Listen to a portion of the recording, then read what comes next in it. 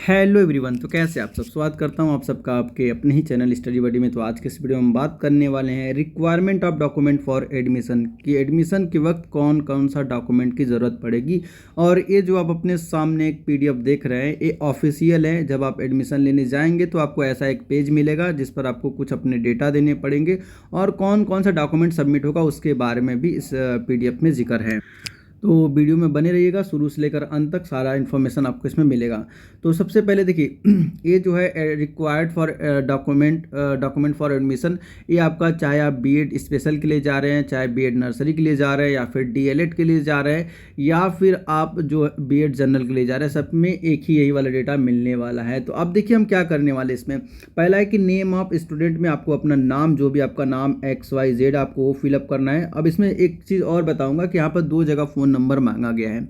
एक phone number होगा emergency case में वो यूज़ करेंगे, और एक फ़ोन नंबर इसलिए लेते हैं क्योंकि वो व्हाट्सएप ग्रुप बना सके और आपको छोटे छोटे जो इन्फॉर्मेशन होता है वो आपको दे सके। अगर कोई अनाउंसमेंट करना हो तो व्हाट्सएप के थ्रू वो अनाउंसमेंट कर सके। तो इसलिए वो नंबर कहाँ आपको देना इस वीडियो में उसके बारे में भी जिक्र करेंगे, तो वीडियो में बने रहिएगा। और फिर अगर रोल नंबर की बात करें तो रोल नंबर आपका, क्योंकि बीएड कोर्स है, अगर आपने बीएड स्पेशल के लिए अप्लाई किया है तो B23 हो जाएगा, B23 बाकी जो आपका नंबर है। अगर ये बीएड जनरल होगा तो B22 हो जाएगा, B22 बाकी आपका जो नंबर सपोजट मान लेते हैं कि 0 1 2 3 4 है, तो ये आपका रोल नंबर हो जाएगा।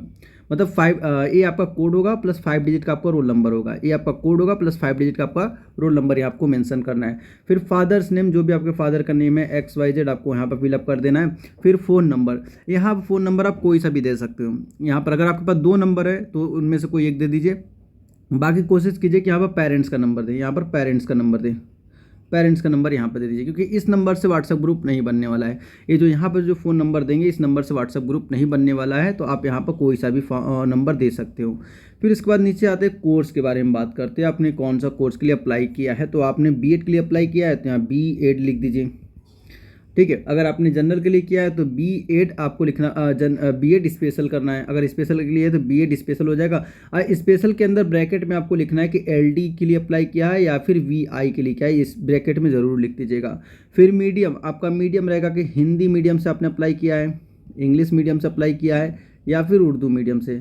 तो यहाँ पर ये हो जाएगा हिंदी, इंग्लिश और उर्दू हो जाएगा। फिर सेलेक्टेड कैटेगरी, तो मतलब किस कैटेगरी में आपका सिलेक्शन हुआ है, किस कैटेगरी में आपका सिलेक्शन हुआ है। ये वो नहीं जो आपने फॉर्म भरते वक्त कैटेगरी दिया है, ये जो पहला नंबर पर है यहाँ पर वो वाला नहीं है। जैसे फॉर्म भरते वक्त आपसे कैटेगरी मांगा जाता है तो वो वाला कैटेगरी नहीं है। ये है कि किस में आपका सिलेक्शन हुआ है। आपका सिलेक्शन OBC के थ्रू हुआ है, जनरल के थ्रू हुआ है, मुस्लिम वोमेन के थ्रू हुआ है, जिसके थ्रू हुआ है आप उसमें फिलअप कर सकते हैं। जैसे कि कोई मुस्लिम वोमेन है और उनका जनरल के थ्रू हो गया तो यहाँ पर जनरल कैटेगरी लिखा जाएगा। अगर कोई मुस्लिम वोमेन है और उनका मुस्लिम के थ्रू हुआ है तो यहाँ पर मुस्लिम लिखा जाएगा। या फिर वही सेम OBC का कोई मुस्लिम OBC है और उनका मुस्लिम के थ्रू हो गया तो यहाँ पर वो मुस्लिम लिखेगा। जनरल के थ्रू हुआ तो यहाँ पर जनरल आ जाएगा, अगर जनरल के थ्रू हुआ तो जनरल लिख देगा। और यहाँ पर है रजिस्ट्रेशन फॉर कैटेगरी, मतलब आपने किस कैटेगरी में रजिस्ट्रेशन किया था वो यहाँ पर रहेगा। जो फॉर्म भरते वक्त जो कैटेगरी होता है ना वो कैटेगरी यहाँ पर होगा।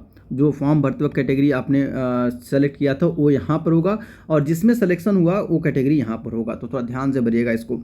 फिर main teaching subject opted by candidate, मतलब आपने मेन टीचिंग सब्जेक्ट कौन सा लिया है, मतलब आपका ग्रेजुएशन किस सब्जेक्ट में हुआ है, या फिर बीएड करने के बाद आप किसके टीचर बनेंगे, वो आपका मेन सब्जेक्ट यहाँ हो जाएगा। आपका हिंदी है तो हिंदी भरिए, इंग्लिश है तो इंग्लिश भरिए, मैथ्स है तो मैथ्स भरिए, फिजिक्स है, जो भी आपका मेन सब्जेक्ट है आपको यहाँ भरना है। मेन टीचिंग सब्जेक्ट आपका यहाँ हो जाएगा। अगर हिस्ट्री है तो हिस्ट्री डाल दीजिए, ठीक है।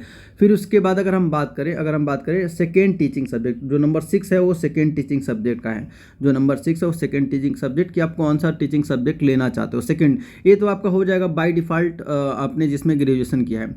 और सेकेंड टीचिंग सब्जेक्ट में आप देखिएगा वही टीचिंग सब्जेक्ट भरिएगा जिसको आपने ग्रेजुएशन में पढ़ा है। क्योंकि अगर कोई और अपने से तो यहाँ पर कुछ भी ले सकते हो, लेकिन जब आप TGT के लिए अप्लाई करोगे तो देखेंगे कि आपने किस में बीएड किया है और आपके ग्रेजुएशन में क्या है। अगर दोनों मैच खा गया तो आप TGT के लिए एलिजिबल हो जाओगे, लेकिन अगर दोनों मिस मैच हो जाएगा तो एलिजिबल नहीं रहोगे। तो उस केस में आपको मास्टर करना पड़ेगा, उस केस में आपको PG करना पड़ेगा और फिर PGT के लिए आप अप्लाई कर सकते हो। फिर उसके इसमें पीजी आपको करना पड़ेगा, पोस्ट ग्रेजुएशन करना पड़ेगा, फिर आप पीजीटी के लिए अप्लाई कर सकते हो, टीजीटी के लिए अप्लाई नहीं कर सकते। तो ये थोड़ा ध्यान से, सेकेंड टीचिंग सब्जेक्ट थोड़ा ध्यान से भरिएगा, जो आपने ग्रेजुएशन में लिया है वही टीचिंग सब्जेक्ट भरिएगा यहाँ पर।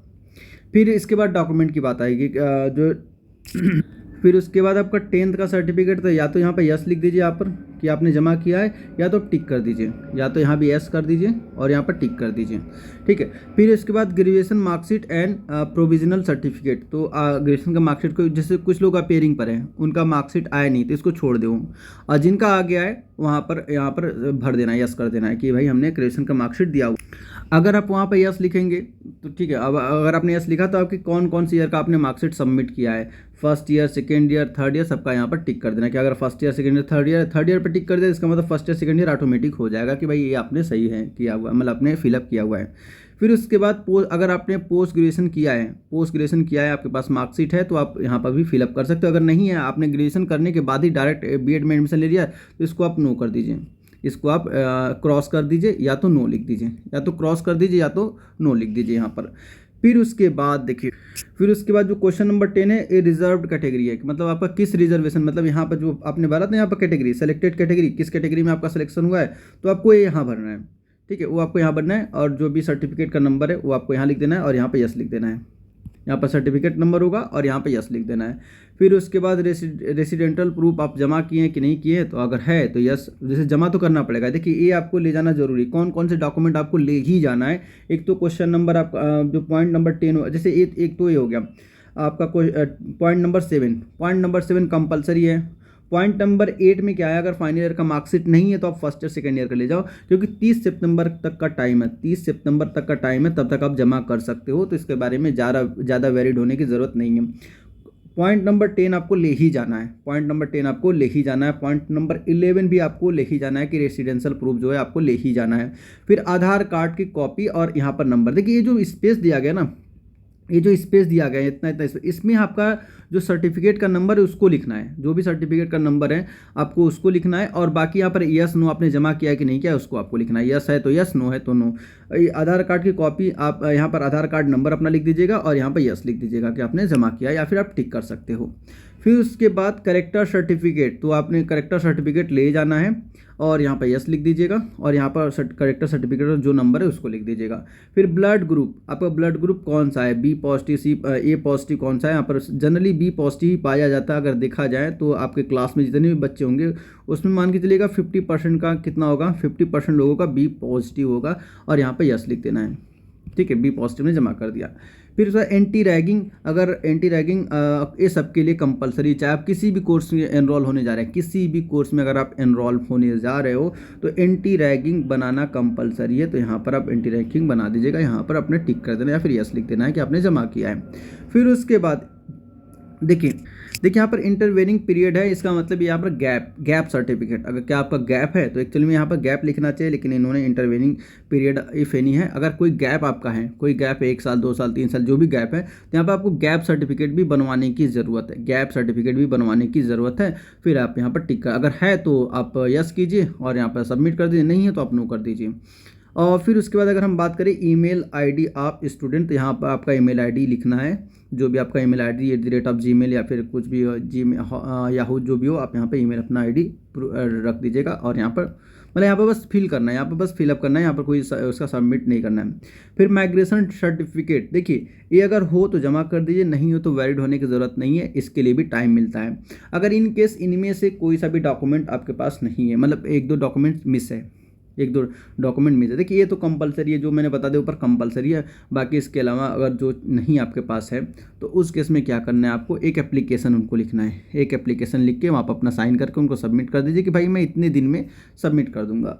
अब भाई बात यहाँ पर जिस डेट आपका एडमिशन होगा वो डेट यहाँ पर आएगा, और यहाँ पर जो स्टूडेंट का फ़ोन नंबर है यहाँ पर वही नंबर दीजिएगा जो आप चलाते हैं, जो आप रेगुलर यूज़ करते वही नंबर दीजिएगा, क्योंकि उसी नंबर से व्हाट्सअप क्रिएट करेंगे, और उस जो भी आपका कुछ मैसेज आप तक पहुंचाना हुआ एक साथ सबको, तो क्या करेंगे उसी ग्रुप पर वो अपडेट करते रहेंगे। फिर यहाँ आपका सिग्नेचर हो जाएगा, यहाँ पर आपका सिग्नेचर हो जाएगा, जो भी आपका सिग्नेचर यहाँ पर सिग्नेचर कर दीजिए, बस ये आपके डॉक्यूमेंट की ज़रूरत है। तो आई होप ये वीडियो काफ़ी हेल्पफुल रहा होगा आप लोग के लिए। और हाँ, ये जो फ़ोटो की बात है, फ़ोटो वही पेस्ट कीजिएगा जो आपने फॉर्म भरते वक्त पेस्ट किया था, जो आप ले गए थे इंटरव्यू के वक्त ले गए थे, वही फ़ोटो यहाँ भी लगाना है, एक फ़ोटो आपको लगा देना है। तो आई होप वीडियो काफ़ी हेल्पफुल रहा होगा। अगर फिर भी कोई क्वेश्चन है, कोई क्वेरी है तो कमेंट बॉक्स खुला हुआ है, कमेंट बॉक्स में आप अपने क्वेरी को हमसे रब्ता कर सकते हो, पूछ सकते हो। जितना होगा, जितने जल्दी से जल्दी हो सकता है उसका रिप्लाई देके आप लोग की जो प्रॉब्लम को रिजॉल्व किया जा सकता है। बाकी अगर आप हमसे जुड़ना चाहते हैं तो टेलीग्राम का जो चैनल है, जो टेलीग्राम ग्रुप और चैनल दोनों का लिंक डिस्क्रिप्शन बॉक्स में गिवन है, या फिर मैं टॉप के पिन कमेंट में भी, जो टॉप का पिन कमेंट होगा, पिन कमेंट आप चेक कर लीजिएगा, वहाँ पर भी मैं मेंशन कर दूंगा, वहाँ पर भी आप क्लिक करके ज्वाइन हो सकते हो। बाकी 1-to-1 अगर पूछना होगा तो उसके लिए MS जामियन इस पर टेलीग्राम आईडी है, यहाँ पर आप मैसेज कर सकते हो। तो मिलते हैं नेक्स्ट वीडियो में, तब तक आप लोग अपना बहुत ख्याल रखें। Thanks for watching.